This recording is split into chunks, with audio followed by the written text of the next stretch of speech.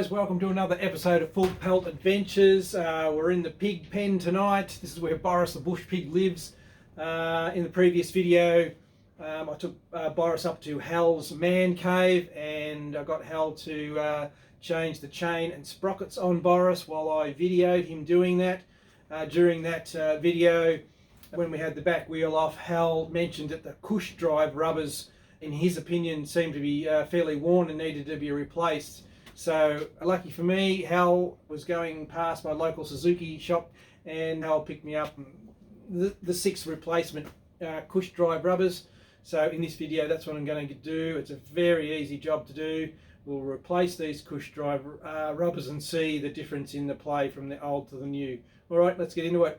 Okay guys, I've got the 6 Cush drive rubbers here. I'll just crack one open, give you a look at them. Actually says here on the pack that they're made in the Philippines. Anyway, that's probably where Suzuki get a lot of stuff manufactured. Not sure whether you can see that or not. And there's the part there. It's the rubber part.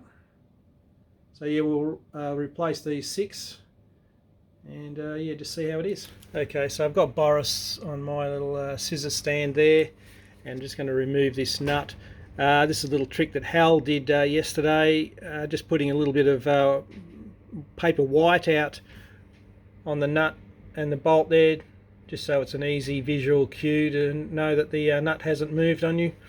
But anyway, what I'm going to do is I'll undo that nut and remove the rear wheel. Okay, so just using a 24mm socket. I've just cracked this nut here, so I'm just doing this one hand while I'm holding the camera. But yeah, we'll just undo this.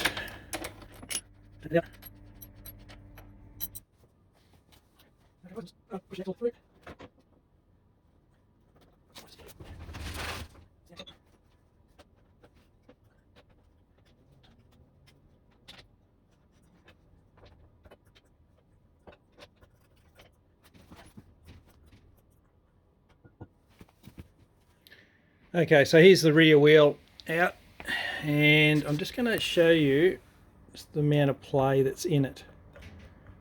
A little bit there, and the ease at which it can come out. So there it is there. There's the 6 rubbers there. So this slots in, if I can get that in. I'll do that again. Yeah, fairly easily. That just it's a fairly loose fit. So that just gives you an idea of where we're at. And what I'm going to do is I'll get a texter and mark how much movement there is there. And then when we put the new ones in, we'll have something to compare. Okay guys, so just from the side, this is how much movement there is. So if I put a mark here, which is, and then so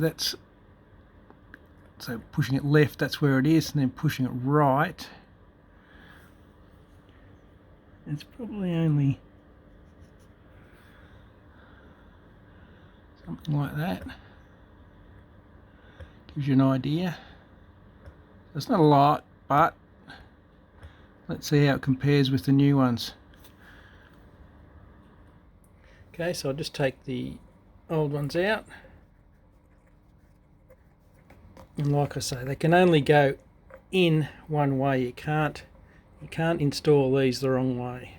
Okay, so I'm just looking at these on the bench. This is the old one here, and that's the new one. It's very hard to pick. The new one does look a little bit wider, so these may have compressed a fair bit actually. It's a bit hard to tell with the camera angle and everything. I'll just turn these over. Sorry guys. Bring the camera over.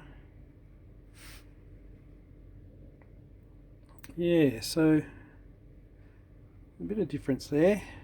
Alright, let's put them in. Okay, I'm just going to put the new rubbers in. Like I say, they can only go one way. There is a a lip on these rubbers, and they've got to line up with this lip here. Now Hal did give this a clean yesterday, so it's all really good, so I'm not bothering today. It's still nice and clean from yesterday's episode. Oh, a little bit of dirt there. Still holding this camera. Pop these in.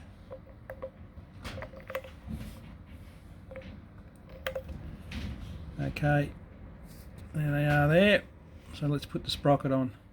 Okay guys, just going to put the sprocket back in, and just oh yeah, straight away, like that is sitting proud, and that's because it's a really tight fit.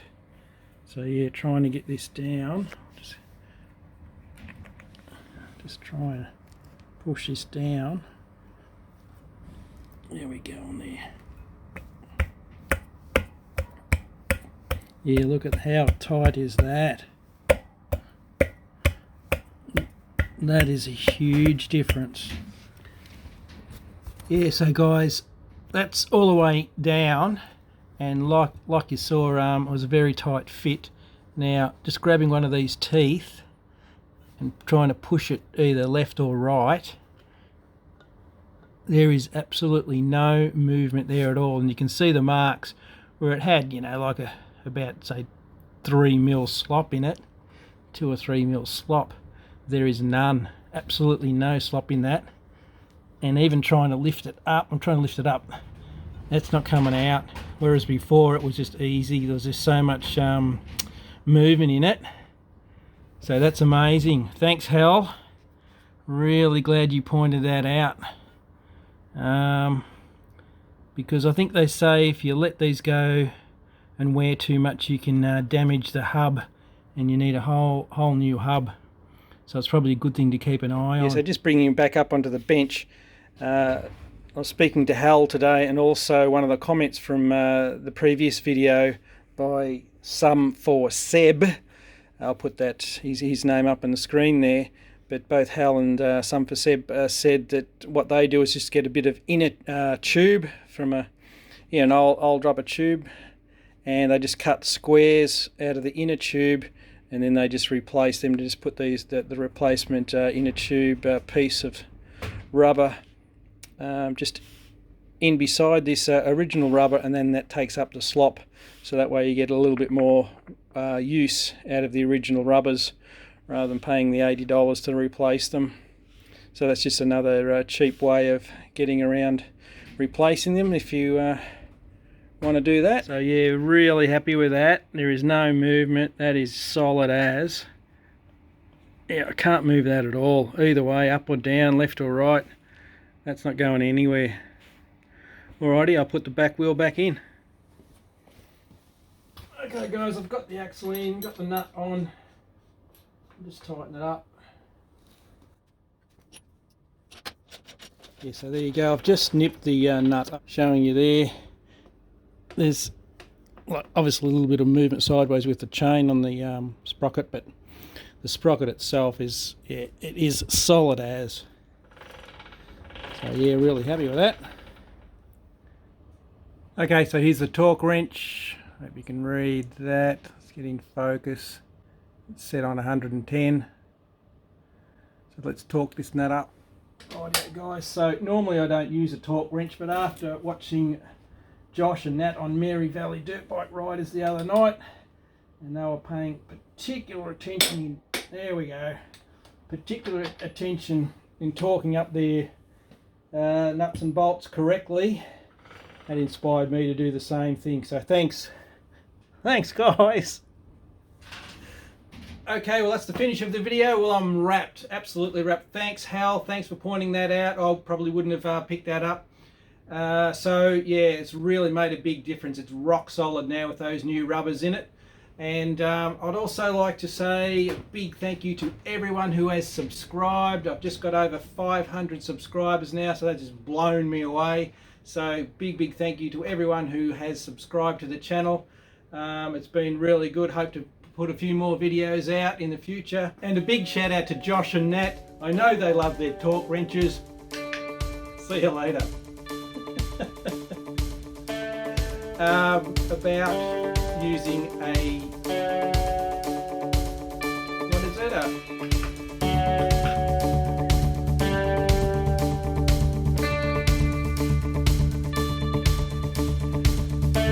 A torque wrench. Anyway, catch you later.